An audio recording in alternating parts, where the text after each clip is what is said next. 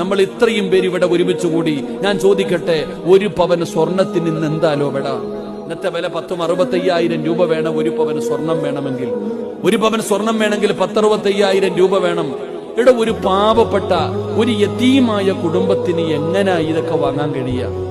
ഒരു പാവപ്പെട്ട ആരാരുമില്ലാത്ത നിങ്ങളുടെ നാട്ടിൽ എത്ര യതീമീങ്ങളുണ്ടോ നിനക്കറിയോ? എത്ര യതീമായ മക്കള് നിങ്ങളുടെ നാട്ടിലുണ്ടോ?